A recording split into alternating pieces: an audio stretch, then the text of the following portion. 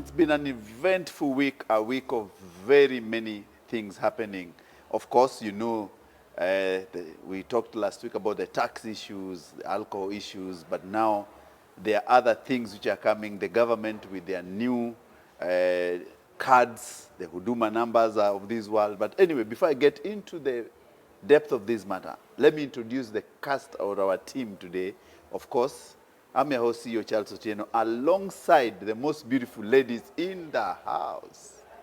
Me, Dr. C, the winemaker, and guys, really, truly thank you. We are really selling a lot. A lot? Yes, and the other day we had an event and so many people, some of you viewers came to the Home Expo at Sarit Center and said, yeah, you've seen the wine on the show and you are so happy to buy. Thank you so much. Samantha Wines available in all the leading wine stores. Yangu ni mafupi. Nunua Si matatu. Si matatu. Okay, tuseme ni matatu. Samantha Red, yes. Samantha White, yes. and Samantha Rosé. Matatu tu. Bas. Maria? I am Maria Nyambane Waweru. I am an author of Marriage is a Scam and Love the Original You. I'm also the founder of The Young Magazine. Yes, the only kids magazine in the 254. I hope your kids are reading it. I'm also a fitness enthusiast and I'm also good at everything I do. Yeah, we've been said we are the beautiful women in this place. I believe in the 254. Yeah, I do. Okay. 254. Yeah. Your code.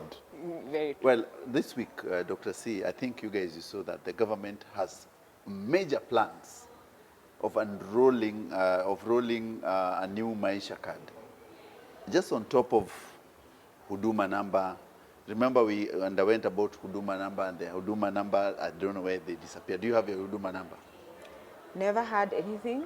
Yes. But Did I you get the remember card? as a family, Yes. including my daughter, I think when she was 6 years old or Yes, something, yes. we went on the line as a family. We were there as patient citizens. We waited.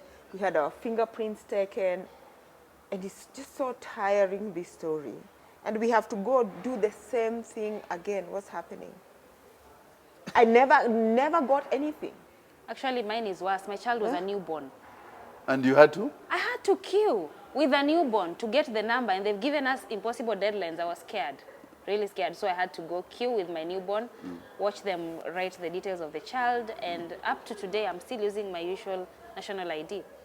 I've not had the number at all, and I don't even know if it's there, if it came out. I really don't know. And now we're supposed to go and start the process afresh. For Maisha card. For my Can they use that money they want to spend $1 billion to write shillings. off some of our taxes? Debts. Yeah.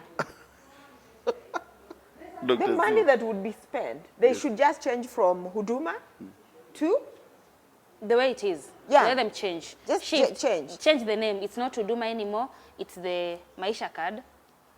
You Maisha see, inakuwa magumu. It's The- the Maisha card. Then they take that money and help us do something constructive. Because this money is just a wastage. Let's just say it's a wastage. and the government is working so hard to be so unpopular. This week, which other headlines have we seen? Taxes up, I don't know what up. It's like, mtu ametumwa. you see, Watesa na watesa hao. Kwanza hii ya usiku sijapenda. which one? Fuel prices. Hiyo ilikuja usiku. Yeah, even I saw it We will at talk 2 about o'clock in fuel the morning. prices later. Yeah, that one. But you see, let me give you a background of how these cards are done. The first time, the first identification we had the ID. If you're old enough, you had the big ID, the ones which, I remember it. the big ones. That is what we call the first generation identity cards. Then the second generation is what we have now, the smaller ones. You've seen the smaller ones. Now the third, what they're calling the third generation identification, which they want to include, is what Huduma number would have incorporated with a microchip. A microchip which has more details about you, that you can just, it can act like, it can have your personal details, your addresses, where you live, all these things, because it's something more biometric as compared to what we had in the past. My only problem with the Maisha card is that all our documentation was paid for $1 billion shillings for Huduma card. The government is always very ingenious of getting money off citizens. So they want another 1 billion and then they want to get, they say it's a cheaper thing. But why it will take time for this Maisha card to take place is because there's a fight in the two ministries. The Ministry of Interior, which is in charge of registrations of persons, vis-a-vis the Ministry of ICT, which also has that microchip which is supposed to be installed. Now, here is the catch. The two ministries, there's a tug of war, and a pool, that someone, they're saying the Maisha card should be either in the Ministry of Interior, but the ICT guys are saying, but we are the custodians of the data. You are the custodian of registration of people, but we are the custodian of the data. In a nutshell, what the people are fighting for is not actually registration of people, is the cut. Out of these 1 billion shillings, what will I get? What will I get out of this 1 billion? So the government is telling us, oh, we have Maisha card.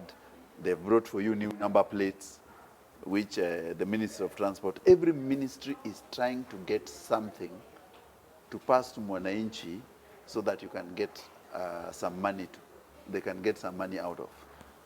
That's why transport has that new, have you changed a new number plates? It's so tiring in this country. Why do I feel like it serves the same purpose? Yeah. The number plate you have. Yeah, it's true. Wait until you buy a new car with a new number plate. You can, I know. wait, But you can't even buy that new car because unless you're living or unless you're one of the shareholders. Yeah, there's no way you can buy a new car right now. Yeah. And the way I was looking for it. You will even have that wealth tax.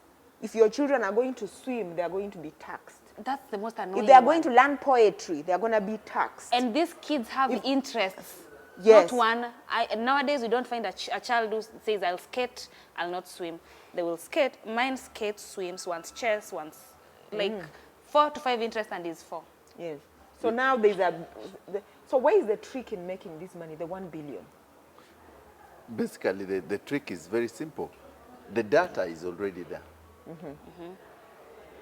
Just call guys to come and register again. Send it somewhere. Give them with a microchip, with the identification. 1 billion has disappeared. How? The cost of that transaction is 1 billion. So you mean shillings. it's another golden bag? I'm not naming it. I'm not calling it a golden bag. But I just, I'm just trying to process Will we go? and understand. Yes, you'll go. We will The go scams. again Yes, to take upon the process again, again afresh. afresh, Yes, for a different card. yes. I've not received the previous. Now I'm going for a different one. That one disappeared. That one, the data disappeared. So this is another iris scanning thing. No, it's not WorldCoin, Dr. C. But there's so many ways. Actually, if I was the government, I needed to make money. That you can actually make money if it's about data. So many other ways than annoying Kenyans. There are Yeah, many other people who can pay you 1 billion. But these cards are good, Dr. C, because it will have your personal details. Then why are we saying it's a scam, a golden bag scam? Because you're not sure whether the cards will come back as Huduma number. Are you sure you'll get your card? I never got the Huduma number, so some people are not saints after all. Maybe I see everybody But some at people night. got their Did Uduma you see numbers. that meme of EPA or EPRA? April. Yeah, and you could see the former president really laughing. Did you see the meme? Kibawaramba. Yeah. Anyway, But some people got Huduma numbers. I hear people saying that they got the Huduma numbers. I never got nothing. Zero. Did you? Got zero. I even didn't get the message or the notification that, hi, we have your Huduma number. You queued with your newborn come. No, Yeah. they did not. Anyway, moving forward, we are talking about these disappearances. The lady was a hairdresser, Yes. disappeared, and apparently found dumped somewhere in a pit latrine. Yes. Here in Syokimau. Yes. Yes.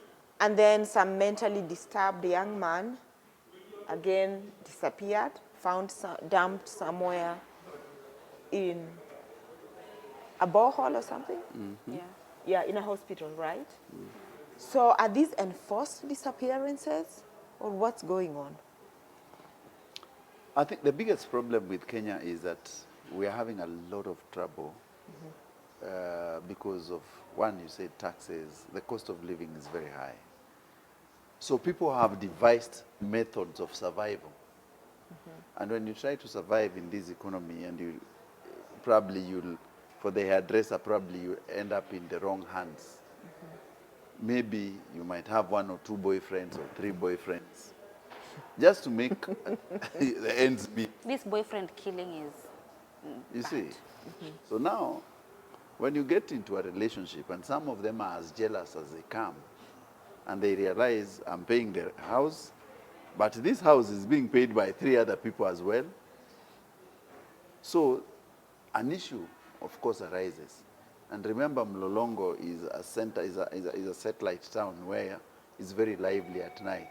Oh, that's where the lorries stop, right? Yes, it's a very lively center. So now, eventually, there must be a conflict there.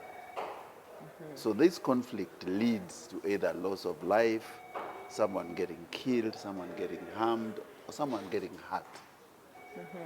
So I think the hairdresser's issue, much is yet to be revealed, but I think she might have entangled herself in this web of maybe a relationship, because lovers who are killing each other is the biggest in this country, because people think they put on their life onto they think that the life of a lover is everything. Wow. Is it because we have a generation who just cannot handle? Rejection is very hard to handle. But in this story, the way I read, there was another woman involved. Of course. Someone's husband, maybe. It must be a relationship. Yes. But I also feel like in this generation, we really don't know how to handle rejection well. Like, these things did not start today. They are there. Why do you resort to killing? Is it that our justice system is so pathetic that we think just doing it ourselves and then dumping the body is the easier way? The conscious part of a human being is out now, because there's no way we trust anyone can help us if the situation is bad, or there's no way we can solve this in a nice manner, or even get out of the situation if it's bad, rather than having to live with it in such a manner that you take a life out of it. Because there's no main reason why anyone should take a life. There has never been any. But also there was real estate transaction involved. You see, let me look at Mlolongo and Kitengela. In the last 5 years, there have been very many killings in that area. Yeah. The killings along that area has been, remember the lawyer who was killed, who was going to represent, and that death emanated from a 50 shillings bribe. What? Willie Kimani was killed because he went to Kitengela. He was acting pro bono as a lawyer to a border rider who had refused to pay a police officer the bribe of 50 bob. So this border rider said, I'll go and take my lawyer. So the lawyer came, and it was Willie Kimani. So when he went to court, this police officer said, drop this case or we kill you. I said, no. You cannot be harassing people over 50 shillings. And what happened? They killed the guy. They were like not joking. They're not joking. So there is issues of kidnapping. Yes. And the kidnappers just want you to know we are serious. Yes. So that is one case. There are very many cases of women and men killing each other in Mlolongo and that area. Do they kill them there, or they transport the body? They kill them there, others are transported. So there's love triangle issues. When a town comes up, like Kitengela or Mlolongo, there's new money, there's new businesses, there's a lot of things, new people, a lot of competition, there's business rivalry. These things, they become a catalyst for very many other things. But if it's an old town, in old towns, you will never hear such things, because you understand, you know your neighbors very well, you know what they do, your kids have gone together, you go to same churches. This is a community. This is a new community. And that's why you can see either there's a land deal gone bad, because people are building. people are also getting into business. There's business fights. You are taking someone's clients, someone will kill you, or you're taking someone's boyfriend. And the last one is you do not know how to handle rejection. Wow. Yeah. And what about the mentally disturbed boy in Kisumu? He just disappears. Did he have something to claim on his name? You see, now the Kisumu issue is very different. That what people do, you look at, some killings are also ritualistic. Yeah, they are. You think it's a ritualistic killing? Some killings are ritualistic. People actually believe killing others. Of course, there are rituals people do. If you're told go and kill a madman so you to get rich. Some killings are ritualistic. He might have nothing on his name, but probably he owns land. And he's the heir to that land. Kill him so that that reverts to you. Or it will help you to do something. So others are rituals. People do weird rituals. People are in cults in this country. And people want to get rich quickly. And you know, this is what I always say. One time, and I've never forgotten this, there was these morning programs on one of the, it could have been KTN or one of the other. And there was this very learned professor who was castigating one of the former late politicians, actually Nyachai. He was castigating that there is no way Nyachai could have gotten rich just by selling bread. And you just open a bakery, you sell bread like this, sell bread, then you become a Kenyan billionaire. Yes.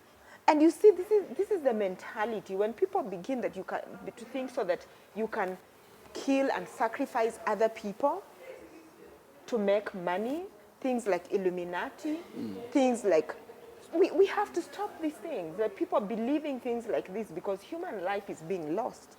There is the part whereby human life is being lost because it's really a ritual, but there is other whereby you work hard all your life, but when you become rich now they believe you did something for that to happen. So it's a mentality. It's a mentality. So perhaps we need to tell more of our stories like, well, look, I'm a successful businesswoman, a winemaker, na yangu ni matatu. Samantha White, Samantha Red, Samantha...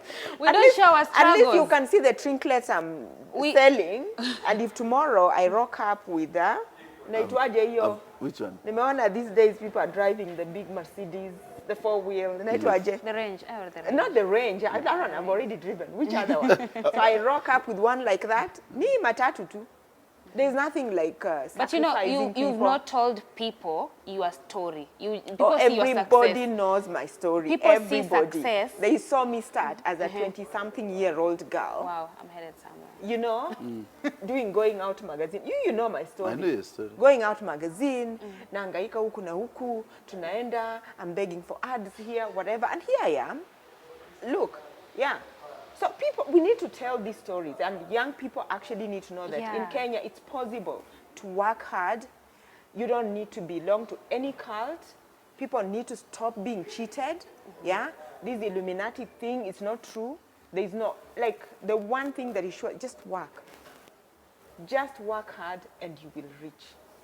See, I don't know why that politician was talking about that. One, Nyachai is a son of a chief. When you're son of a chief, there are some privileges you inherited. Yeah. You're not son of a commoner. You, if your father was not a chief, I tell people, and a colonial chief, then you have nothing. But those guys whose their fathers were sons of colonial chief, first of all, they went to school. Secondly, they knew how to get land and take care of land and buy animals. And so it's very easy. Him is looking at Nyachai as someone who only makes bread. Nyachai was the first person to a PC in this country, a DC. I always remember a very good story about Nyachai is when there's a time the late President Daniel Arap Moi was really tired of the Mount Kenya Mafia. Really tired, and he was a vice president. So he wanted to resign from the VP post. So he was in Nakuru. He had gone to Nakuru. You mean Moi? Yes, Moi. So he's a vice president now. And he wants to resign. He wants to resign. He's written a letter to Kenyatta. Alichapwa na Nyachai. So But before he delivered the letter, he called Nyachai. Nyachai was a Rift Valley PC. So Nyachai read the letter and told him, What are you pussy? what stupidity is this? You want to resign because these people are harassing you. You can't resign. You harass them in return. He said, no, get into my car in the Land Rover. So he drove. He just called Mzee Kenyatta and said, I wanted to come and see you. So he didn't say that I'm coming to see you with your vice president. So he just drove. When he reached, he said, Nyachai, what has brought you? And you're with my deputy. What have you come to do with my deputy? He said, now, huyu jamaa amesumbuliwa sana na hawa jamaa. Kenyatta looked at him and just laughed and said, so you are a man. What Nyachai is, ngumu, you go disturb them as yourself. You don't bring it. So that's how Moi never resigned. And obviously there were rewards. And there were rewards. Later on. Remember, so this guy stopped Moi from resigning as a vice president. That's why he became the head of public service. That's why he became the secretary to the cabinet. That's why he became the minister for finance. So you cannot ask a guy like that, where did you get your money?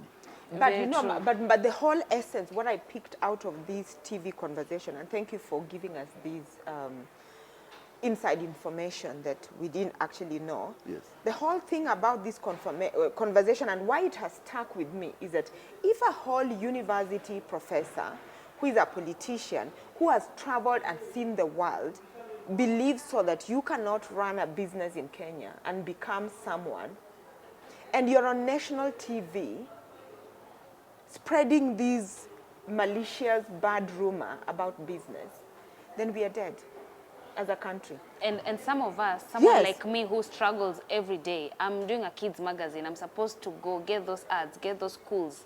If someone as big as that tells me I cannot do, as a person, how will I get that courage to just move on and grow my business? Yes. Without the fear of when I get up there, what will happen next? Yes. Then we start believing in Illuminati. Yeah. And start saying we sacrifice someone. Coincidentally, killings. someone dies that you know and your business is booming. Oh, this is the reason why. You see, that's why I tell people, and if you want to develop, please do not listen to other people, because even now in Luo Nyanza we are building the most magnificent houses. Have you gone to Luo Nyanza today? I love that. Everybody beautiful is there homes. on holiday. We are on beautiful homes. And it's but nice. people are saying we are Illuminati. Because All we the are- people building. Yes. Huh. I think That's terrible because you know what? We have success stories, we just don't tell every detail maybe. I think rather than, you know what happens, like if you go like in Naivasha, yes. during the festive season, you can't even get a place to stay. Yes. If you go to Mombasa, you can't. But when people actually have such beautiful homes, it means that you go and holiday there. And you live. build things. And that's how Kenya will grow. Yes. If we all go back to our villages And build. Yes. That's how we shall offer employment to the local people, how we shall go back, shop there, how everything will grow. But you know, in some places they are selling ancestral lands now. The what? There are people who are selling ancestral land. Why? See, they just want to go buy something better in the city. I've heard of stories, someone saying that I can't live in my rural area, I want to go live in a certain place. Or I don't want to live here, so I'm moving to another county, maybe for better, greener pasture, or I just don't want to live with my uncles. People have reasons. But time immemorial, everybody needs to move. Migration is just that right now you're selling what Yes. you have. and In the it's- past, yeah. there were rules and regulations. When a stranger arrived, there was a way you need to treat them. Yes. Yeah. And so people would just, moving is the order of life. Yeah. And people have to move and things need to pass on. So we've moved into another topic, into another one. Can you go back to your Yeah, what topic are we supposed to? Okay, we are now going on a lighter note. Oh, if this is not lighter when Dr. C is here. So currently we are going to be taxed for importing anything that is used to collect data. That is the DVDs, the mobile phones, the CDs. We are going to be taxed for all that so that the money, listen to this, pay attention to this, is going to be given by people who are creating the content. We don't know how they are going to receive that. We are not aware of that. we are also not sure how content creators are being taxed. Also, the money will be used to get musicians NHIF. I don't know why. See, We are triggered. It's funny, I know. The NHIF part is funny. But for me, I feel like as one of the people who has the content, I import a phone, you tax me to give me the money. How sure am I you give me the money? Please, I need to understand that. So this is Mutua. You are Mutua. Munaongeanga. How are you misadvising each other? At one time, he was the chair of the journalists. Yeah, I saw him actually saying that. Ezekiel Mutua Ezekiel, yeah. is not a chair of KFC. He used to be. He used to be. Yes. But anyway, let's get into this tax thing. I think our government, we should call Kenya Turkmenistan. We're a country where everyone is being taxed. My only problem is that, remember I said in the earlier show that the problem we have is that our GDP vis-a-vis repayment of loan is crazy. So President Ruto's regime has been asked by IMF. The first budget they read in June this year was an IMF budget. That was not our own budget. The government was just given a budget to come and read for us. And that budget is about the measures. Kenya as an economy has very special areas we have to concentrate on. So when you start taxing these small things, eventually, remember in olden days we used to even to have KBC permit, which was a tax. Or you don't remember there was a tax if you have a TV? There used to be, in fact, when you had a TV and people would be going around checking. Have To you pay renewed tax. your current tax? Yes. For KBC. Yes. So you see, the government today is going back to the olden days when they used to tax you to own a television. So this content DVD is just like paying tax for that KBC permit, which Kenyans used to pay, which is so old school. You cannot tax people for such things. Get better ways of taxation. I have a I have a very completely on the KBC and whatever tax. Yes. I have a very different view of that. Yeah. I think it was a good thing, and if it's brought back, it's the one tax I will pay willingly, because I see how I enjoy BBC. BBC, what people don't understand, it is the British taxpayer who is financing it.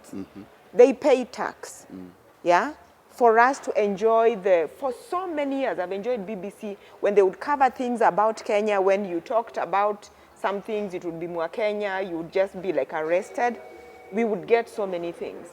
And that's why I think the Britons have been able even to conquer the world, conquer people's minds, because they can cover these stories that are very non-aligned.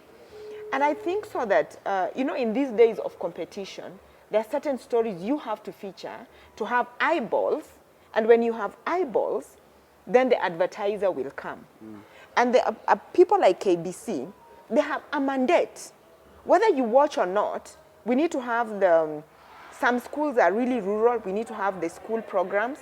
We need to have certain things. We must be inclusive, whether you feature it or not. So I think so that these organizations need to be supported. And the only way for us to support is to pay the tax. That's the one tax I would willingly pay if we are told the money is actually going into the right place, employing the best talent, and finance them really, really well, and maybe subsidize the current existing media houses that are also really helping to bring verified information to the Mwananchi. People like KTN, Citizen, NTV, the radio stations or TV stations that there has to be some form of subsidy from the government. We cannot rely on eyeballs anymore. If I hear something really big, I'll switch on KTN. My issue with this tax is that the taxes are always levied. Kenyans pay. But the taxes are never utilized correctly.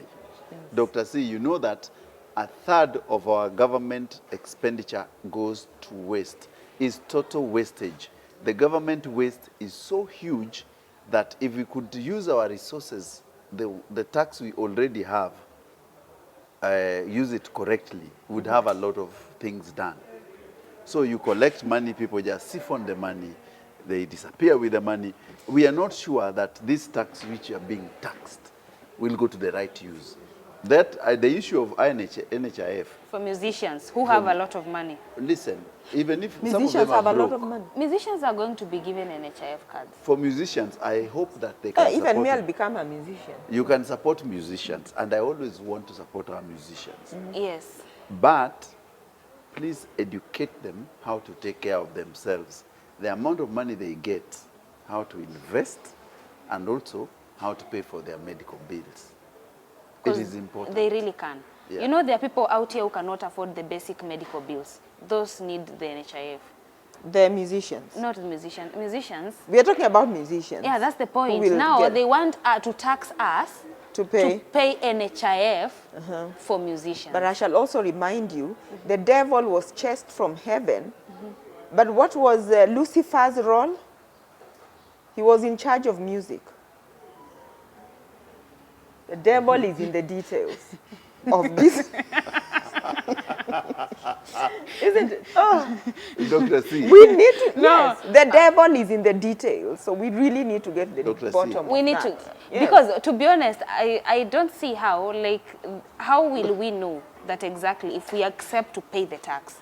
How are we sure Dr. C, that they are going to use that money the way they are saying they will use it?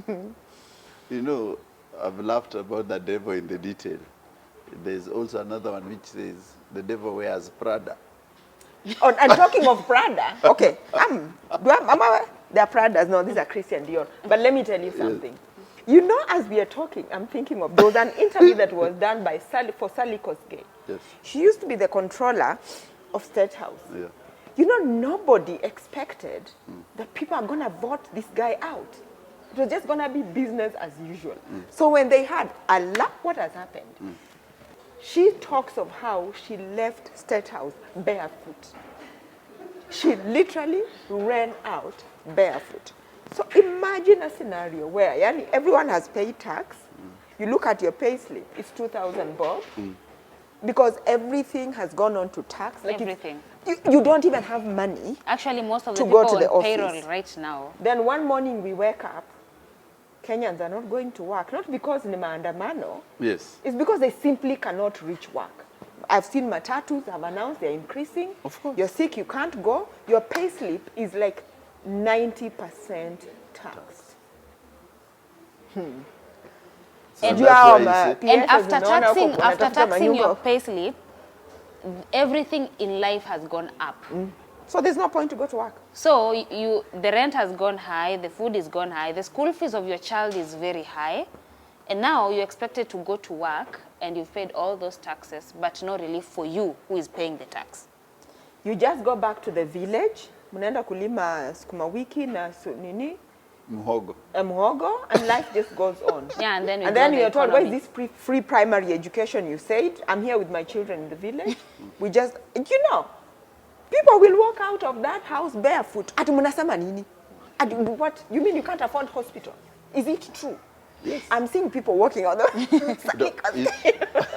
What you're saying Shocked. is what my friend Donald Kipkorir wrote the other day, that in the history of this country, this cabinet or this government will go down as the most corrupt government because, and he said that he's not seen a government where ministers in the first 1 year are already becoming billionaires and buying houses and all this. Yes. Taxes. And it used to take the older ministers 10 years at least to become a billionaire. But this one has taken them only 1 year for some of them to become billionaires. But anyway, just before we close, they go to the break. You are talking about that, the devil being the musician. One day I'll teach you about this, the principalities and the powers of the devil. Why don't we just talk about it now? No. For next I time. would like to know that too. So let's go for a short break. And when we come back, we come up with more interesting topics away from tax, away from Kenya kufinywa na more taxes. Kaende na kaende. We will be back. Let's be real. New Superstay Vinyl Ink from Maybelline, New York. Shake up your longwear with no budge vinyl color. Color lock formula. Up to 16-hour wear. New Superstay Vinyl Ink, Maybelline, New York.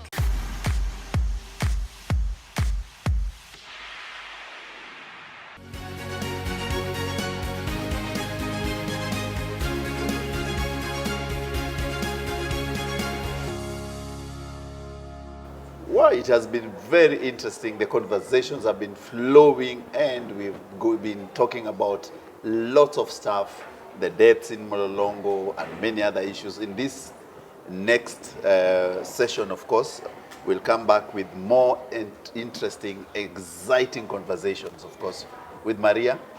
Yeah, really exciting actually, because I think the next segment you're going to be talking about all the interesting topics. Let's start with one of my favorite. As a wife, what's mine is mine. But what's yours, it's ours.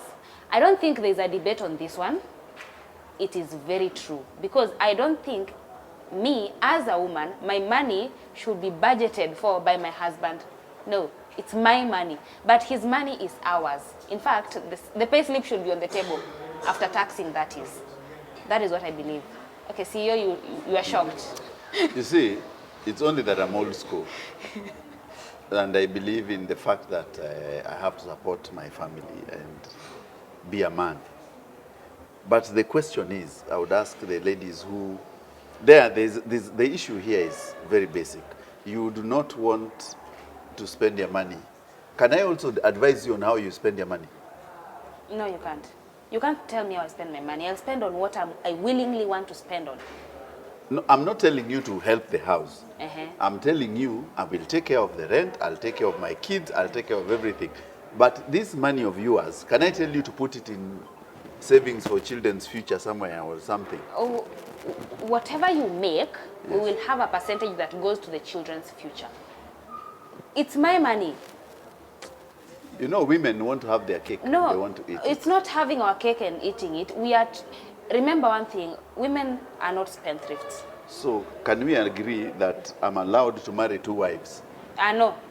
Why marry 2 wives? Because if also, if you're already complaining about the children's savings, how are you going to handle the children's savings of my children and the other woman's children? Because you are saying that you want to spend your money on your own. I also want to spend my money on my 2 or 3 women. It's ours, not your money. If it was your money. I'm actually even shocked. Like, if it was your money, you'd spend it alone. you know, I'm actually really shocked that we're even having this conversation. And Yeah. my dear girl, that's a really, it's a wrong mentality. Look, I'm just going to use my personal example. Yes. Because me and my husband, we don't argue about money. And we've been together, this year it's 27 years, 20 of them married, but the other 7 we were together. Let me tell you something. That's a really, you know, women starting off, my money is my money, yours is ours. It's a really wrong mentality. When we are coming together in a marriage, let's put all our cards on the table. Let there be honesty. I'll be honest. I'm trusting you with my life, but I can't trust you with my money. I'll trust you, but don't tell me what to do with it. So the problem is, a lot of men actually want to do that. I just look after you, then I'll buy the big things, I don't know what. I'm not interested in your money. Just go and buy make sure everyone is fed, and then there's a divorce coming. Then you have nothing to actually show. So even if a woman is earning less than the man, I say put that money together. But if you're going to make any investments, it has to be equal. The woman's name must be there. Do you know how hard it is for men to do that? Then they accept that narrative. But in the moment you're in that narrative, just know that marriage is going nowhere. Because today in the divorce court, if you ask a lot of the people who are the lawyers who deal with the divorce, the judges, they will tell you it's about money. Weird enough. Let me cut you short. Weird enough, my husband and I have never fought about money. And we have an agreement whereby it's not more of an agreement. He understands himself when it comes to money, and he understands my role when it comes to money. Actually, he openly says that I am a spendthrift. So this and this are what you're going to do with our money. we have goals. We are going to do this and this and this and this. He doesn't ask me what I make. He doesn't ask me what I do. But he knows that our family will not suffer any day because he's never come into depth with me or my accounts or anything like that. But now, some marriages, and that's why there's a book, Marriage is a Scam. You know, people always say that marriage is a scam is a bad topic, but this is true. In some cases, in some places, there are divorces based on money. But ours, it's not based on money. Our issues have never been on money. Do you know how much he earns? Yes, I do. I do openly. And he doesn't know what you earn? Actually, most of the time, funny enough, he's one of the accountants in the company that we own together. So you run but a company the money together? from aside and everything. So you make some money on the side? Everyone makes some money. Even he makes money on the side. But what he earns, our main hustle, our main income, is our marriage money. Like right now, I want him to surprise me with something. If I go too deep into his accounts, I don't think I will give him the freedom of buying me something. Or I'm planning his birthday. If he goes deep into my account, I don't think it will be easy for me to get him something if I want to surprise him. So there's that notion of I have money, we have money together, yes, but there's money I have that it's my money. And I know what I want to do with it. But we've never fought about money. We've never had a disagreement on money. And a lot of people, like right now, I always say that if worse comes to us, I don't think I will go to him and attack him on child support based on the narrative of anyone else, because I know what we've made together and how we work about it. So marriages are different. They are very, very different. I agree. Like you have 27 years of never fighting about money. There are people who are 1 year old and they've been together for the whole year fighting about money since they started to where they are. And they are open about their finances, but they are still fighting about that money. I think what you're putting into perspective, this is my view of this issue of men and women and finances. It's one of the biggest topics and it's one of the biggest causes of divorces. Yeah. Traditionally, a man is supposed to take care of his wife, traditionally, but due to modernity and the fact that the land and the issues of life has really become so hard for our generation and generations will come in future. Now, the people have decided to go either that the women support their men so that they achieve their goals, but it needs a proper understanding, and you must get it from the start. From the school I come from, I know that it is important for a man to take care of the family. It is important for you. In fact, that woman don't ask about her money, don't ask about anything. Yeah. But it is not possible right now. It is not possible because you do not have enough money to support the family. So it will force you to ask your wife to chip in one or two things, to chip in either buying food, to chip in where you want to invest, you need 200,000, you need to buy land in Kitengela. And by the way, I'm selling land. That is my side hustle. No, I'm selling land in Kajiado. I have 30 acres I'm selling. If you want land, come to me. If those newly married couples have a lot of land to sell. But this is what happens. You do not know when the divorce comes. So that's why people are told, invest together, so that when the split comes, you are told, what do you bring into this marriage? You said, we bought this land together, your name is there. But from the cultural perspective, a man, we say in the Bible, if you cannot feed your wife or dress her, you cannot feed and dress her, don't get married. It is a man's duty to dress his wife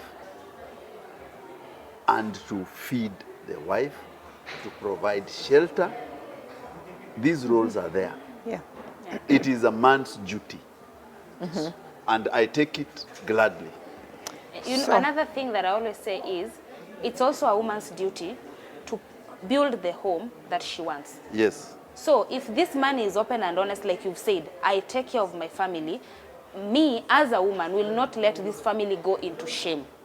I will always make sure that this family has never gone into shame. Nothing is lacking and nothing is so visible that we are going through something just because this man has gotten to a point whereby this is the best I can do.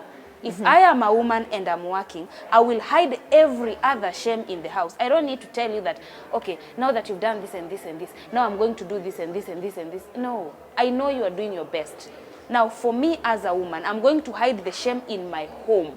And that's why there's no day I will sit my husband down and tell him, now you see, I want glasses. Now you see, I want plates. No, he takes care of the family. I see that. Now, it's my job to hide every other shame in the home with whichever means I can possible, because it's a woman's job to build her home in whichever possible way she can.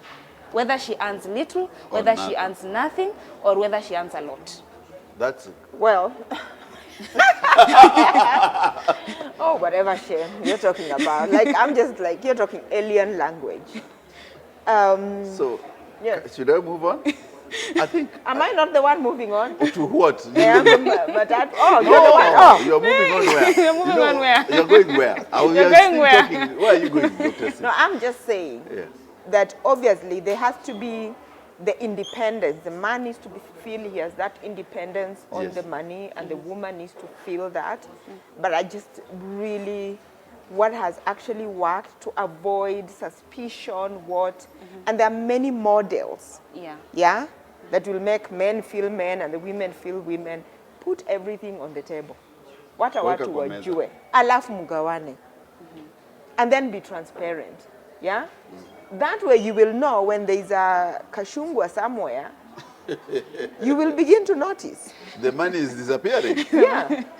But you've divided. Maintain your money. Stay with yours. Don't mind about what I do with mine. No, there is obviously there's investments Yes. that you there's- need to there's make. schools. There is schooling. Fee.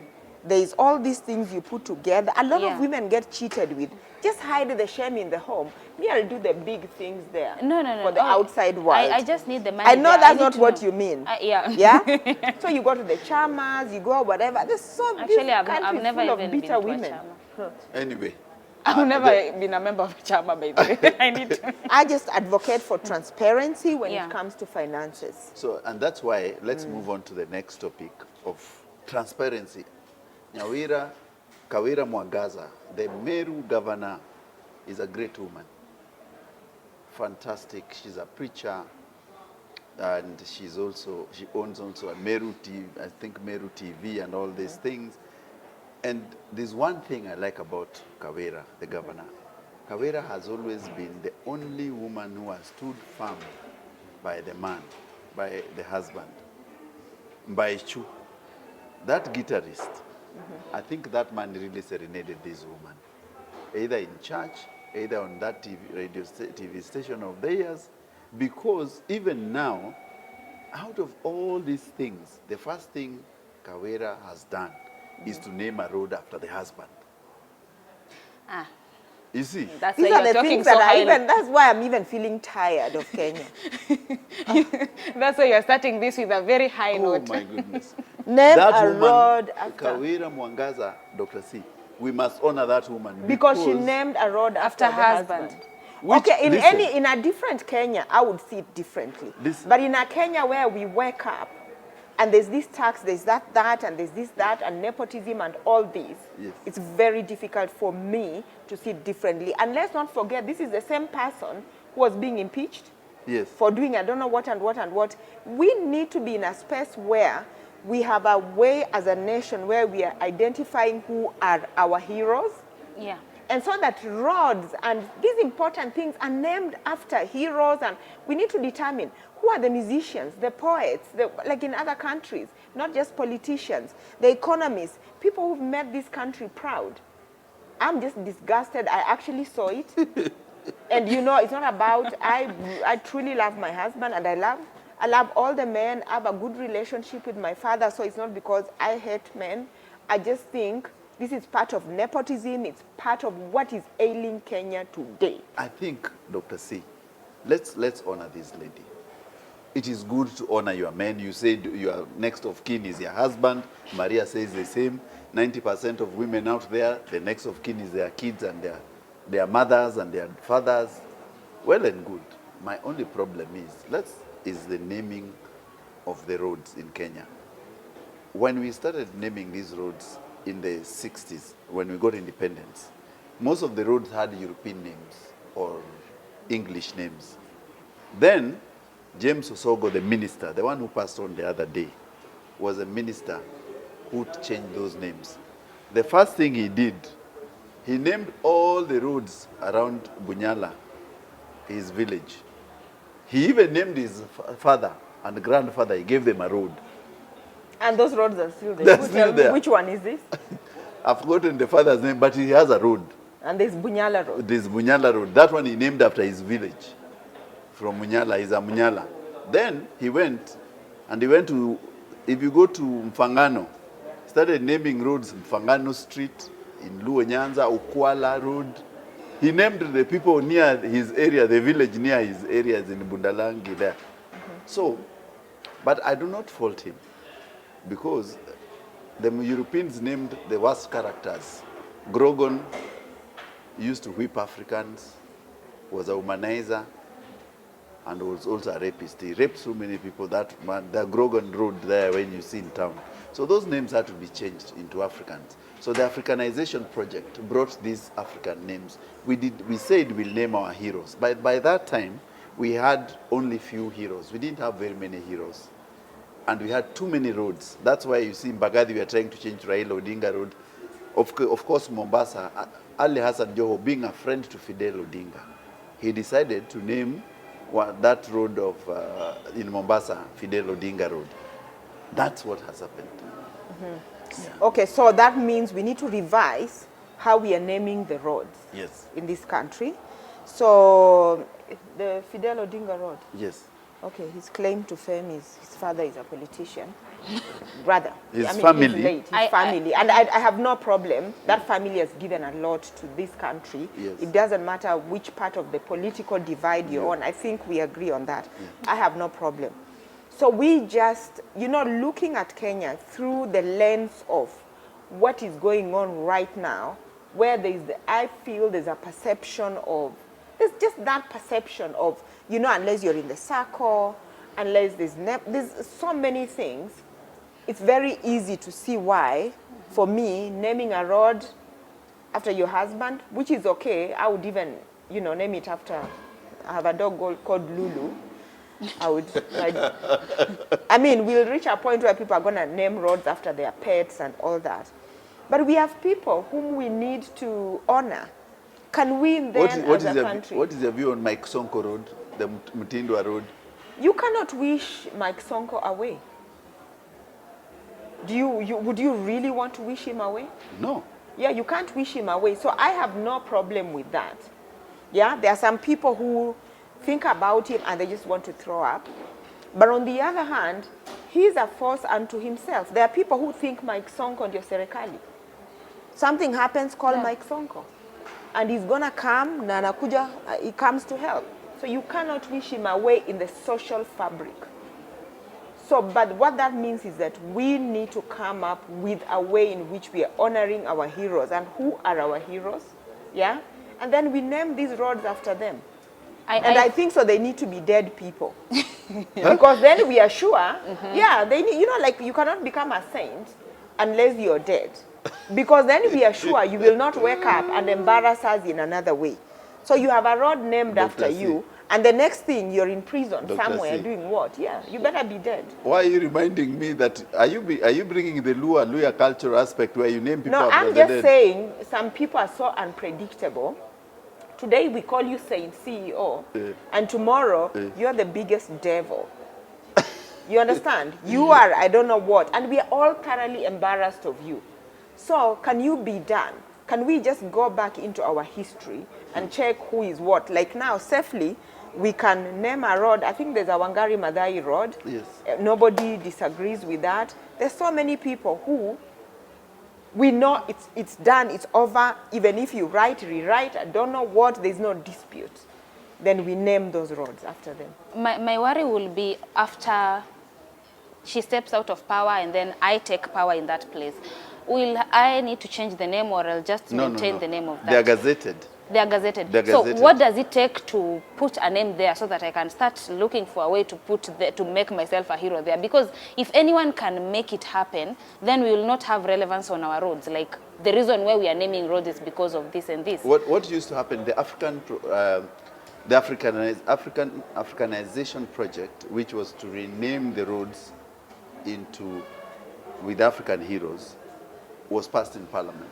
You go to Parliament, they are voted. But now for the Nairobi City Council, the county assembly, for example, if you want to name a Raila Odinga Road, which is Mbagathi Road, they take a vote.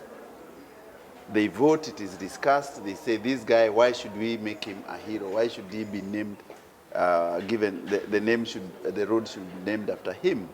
They say because of his contribution to democracy, contribution to governance, contribution to, in all spheres of life. And then it's debated and it's agreed upon. It goes to reading, it is passed as a city bylaw. How did they gazette this husband? Like, What he's is his a musician, he's the husband of So the now, governor. that's why Those are the things that they used. they didn't use that. That's why we are discussing it here, because the lady, the gracious lady, the bishop, thought it is easy. Said, I love my husband so much. We all do. But wasn't she the one who was being impeached because of the same husband? Yeah. She was being impeached, right? Yes, yes. Yeah.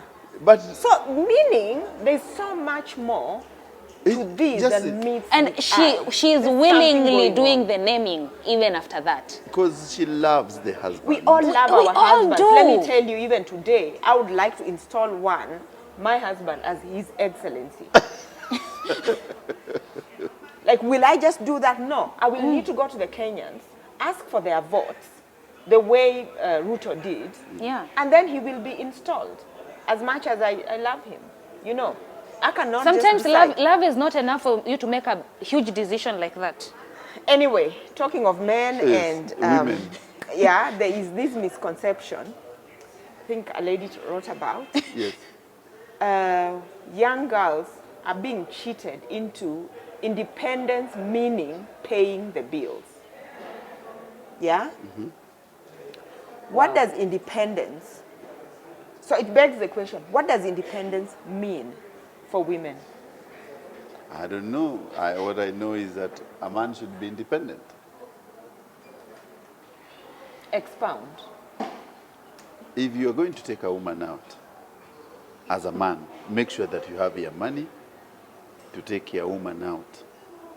And if it's for drinks, buy the drinks, buy food, and for her to enjoy her time with you. That is the bill you foot. The only problem I have is that when you want to call your girlfriend out and she comes with 7 other women, that is my problem.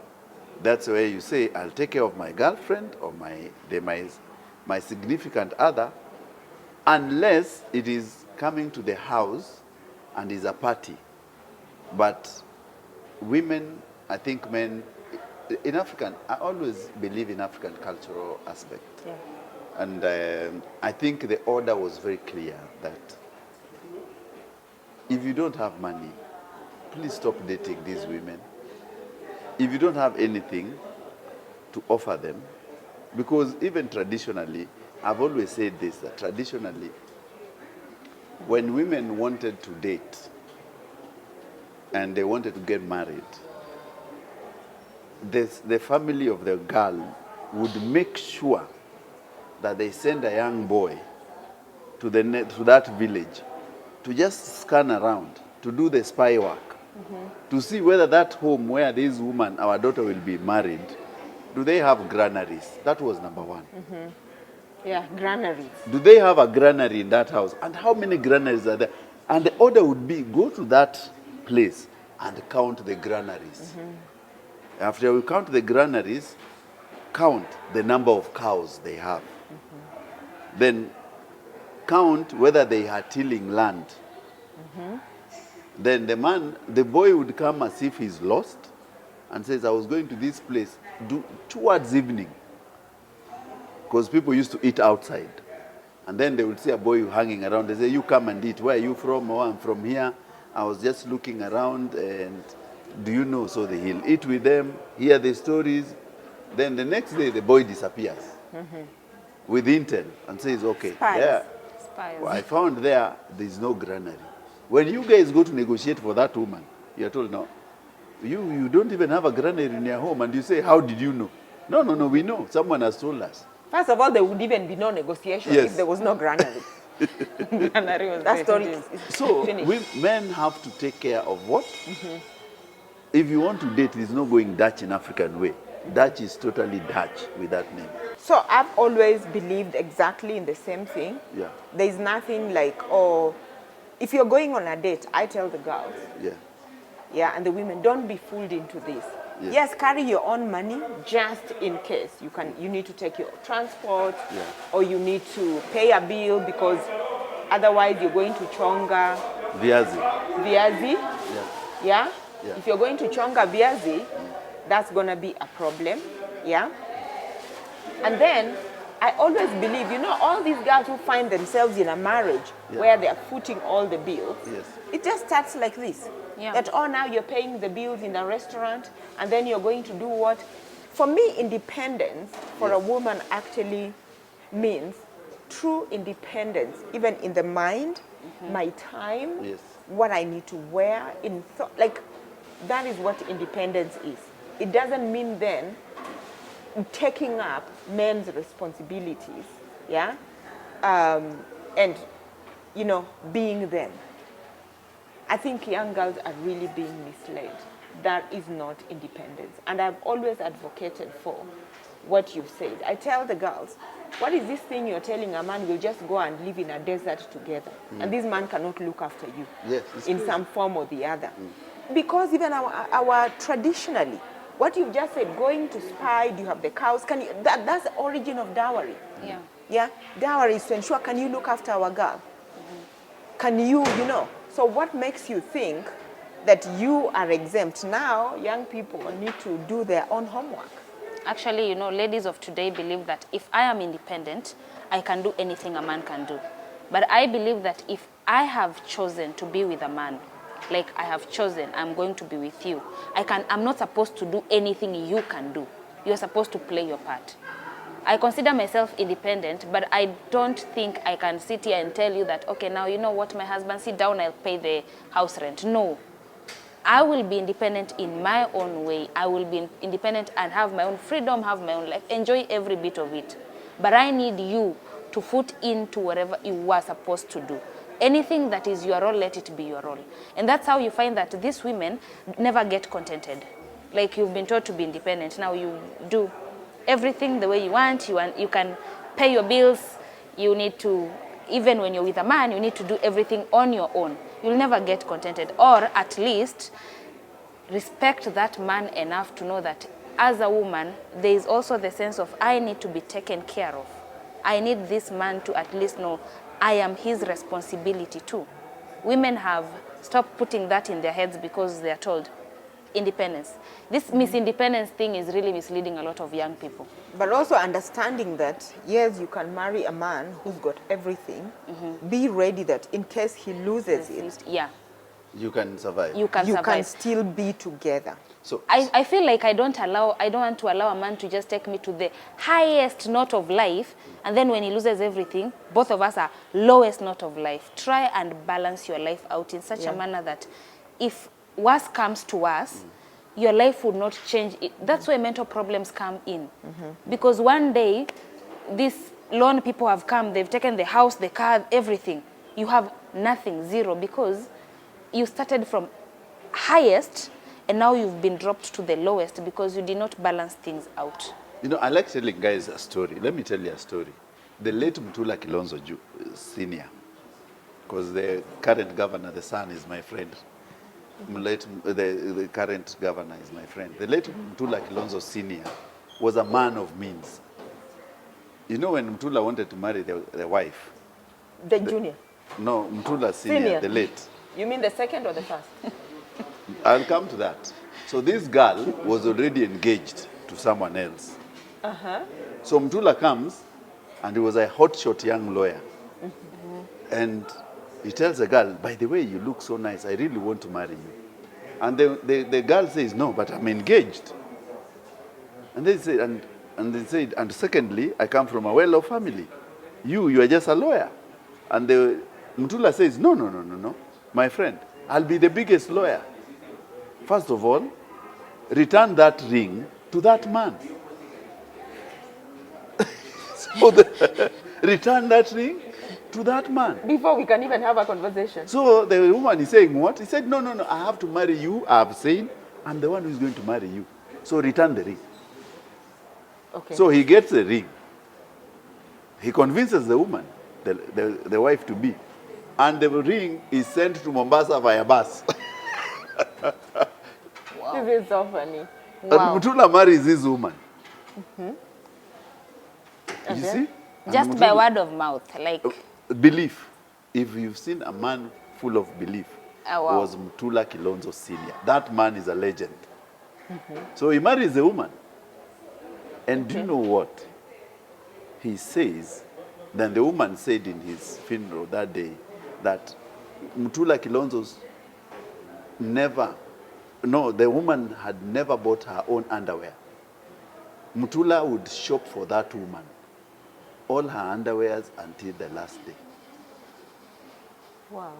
wow. Isn't that nice? Very. Oh, it's such a beautiful love story. No, those And are I'm the just- stories we call romantic. Oh, that is so beautiful. It's nice. And, Yes. you know, heartwarming. Yes. And that's how nature intentioned, really, isn't it? Yes, because the man, and now Mtula became richer than the other man, the way he had said.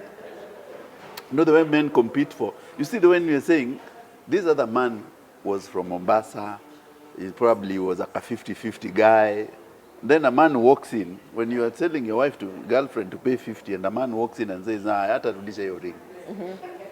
I'll give you better life. I'll give you better life. But practically, Yes. is it really happening a lot? Like, can it happen a lot? Yeah, it Yes. does happen. And those I've things given are you an there. example of a man you know.